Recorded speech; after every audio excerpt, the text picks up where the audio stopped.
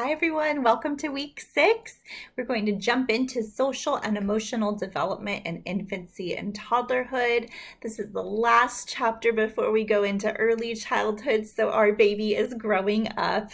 And we want to go over our objectives for the week, as well as what assignments you have, and remind you that this week we're going to have our cumulative exam for chapters 4, 5, and 6. So let's go ahead and jump into looking at our objectives. So we're learning about psychosocial development. We're also looking at combining our understanding of physical, cognitive, and that psychosocial developmental domain when we're looking at our exam this week. So our assignments follow typical structure, just with the addition of our exam number 2, but you're going to have a play, pause it, study lecture that hopefully goes better. I've actually taken out the videos, put them in their own section in our module, and then I'm just talking about them in the lecture. So you can go back, watch the videos without any interrupted sound, and then still hear my lecture as I'm talking about what you're going to be seeing in the videos. So I'm hoping that is better and works more efficiently and effectively than the previous lecture, Play Pause It, which did not go as well. So hopefully this week goes better, but you will have that available to you as well as videos in a separate section, which I will show you. Our discussion this week is about temperament tendencies. You're going to learn about temperament in infancy and toddlerhood, but then also take a look at your own temperament tendencies. And then if you have children, look at your child's temperament tendencies. And if you have contact with people who have raised you, whether they're parents or grandparents or an older sibling or an aunt or uncle, I want you to ask them about their temperament tendencies, then look at your own temperament tendencies, and then we're going to relate it to that goodness of fit model. So I'll show you what our discussion looks like this week as well. You'll have your reading quiz for chapter 6, and then your exam for chapters 4, 5, and 6. I'll do on Sunday the 4th. The only thing due Friday is your initial post for our discussion. So let's jump into the content. Here are the videos for this week's module.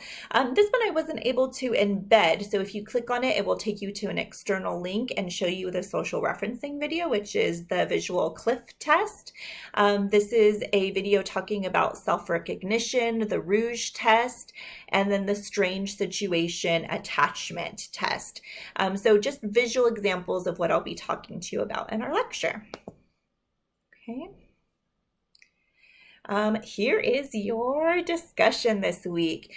So what I want to emphasize is that your textbook, while it talks about Thomas and Chess's research on temperament and temperament styles and looking at the 10 different ways to measure temperament, that's all important previous research, but temperament has actually changed in its research and in our understanding of what we know about temperament and its consistency.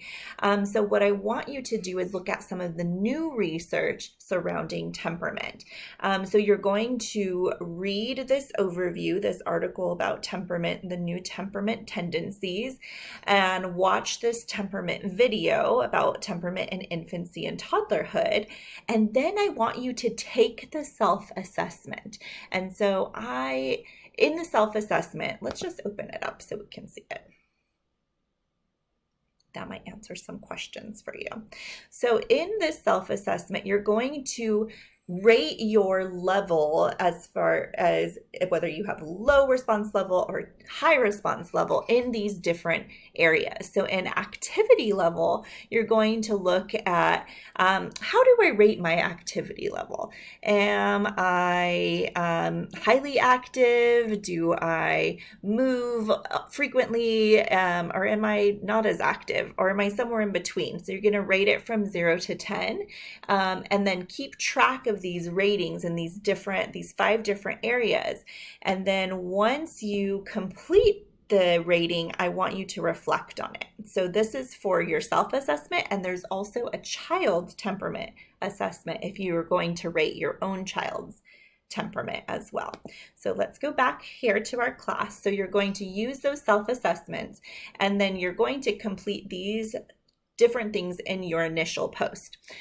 So you're going to summarize your learning from the video and article. So tell me what you learned that's different from your textbook, and then state and reflect your own temperament self-assessment. So where were you on activity level? Where were you on emotional responsiveness? Talk about where you were in those different areas. And then this is when you have two different choices.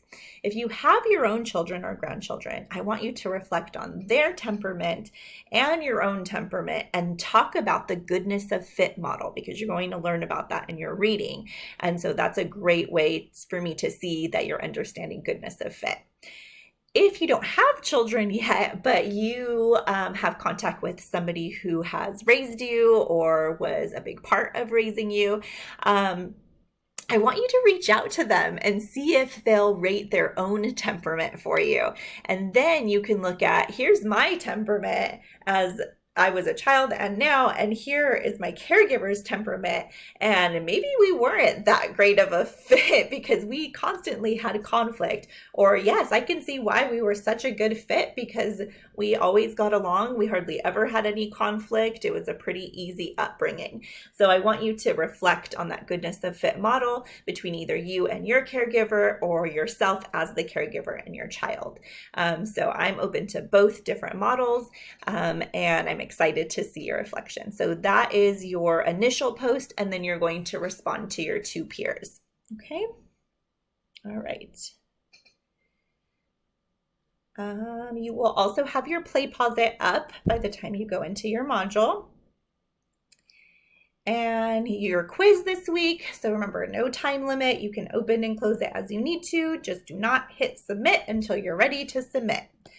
Your exam, on the other hand, which I really suggest that you wait until the very last thing you do is take your exam. So you're prepared, you've studied, you've reviewed all of the different chapters, and then you're ready for this exam. This is timed, and I do not reopen the exams. So it is 50 points, but it's 25 questions, and you have 60 minutes to complete it. Once you start it, your 60 minutes begin. So if you open it and then close it back up, you've just finished your one attempt, and I am not able to reopen it. So I really recommend that you have a secure internet capability, that you have 60 minutes of downtime to complete the test. Many people are finishing within 30 to 45 minutes, but if you need more time, you have the full 60 minutes to complete it. Okay, so those are your assignments for the week. And if you have any questions, please don't hesitate to reach out. I am looking forward to grading your birthing interviews this week, and also posting something to kind of finish off our infancy and toddlerhood section of this class. I'm going to be posting birthing videos. So they're not mandatory, but I do suggest that you watch them. They're extremely fascinating. They're going to be located in this week's module as well. I do want to give you some viewer beware warnings. So if you have children in the room and you're not comfortable with them seeing some pretty graphic information or some pretty graphic pictures and videos, and I suggest that you don't watch it with children in the room. If you yourself get queasy or get nauseous or dizzy at the sight of blood, I also suggest that you maybe not watch it, or watch it when someone else is present. Just a disclaimer, I have had students faint when we watch these in class. So I always try to make sure that you're watching it in a safe place with somebody else in case that does happen. If you don't want to watch them, you absolutely don't have to. I think they're great learning opportunities, but I'm not going to force that on you. So they will be located in this module, and I'm excited and available for anyone who has questions once you watch these videos. So look forward to another great week, and I hope to be in contact with some of you this week. All right, bye-bye.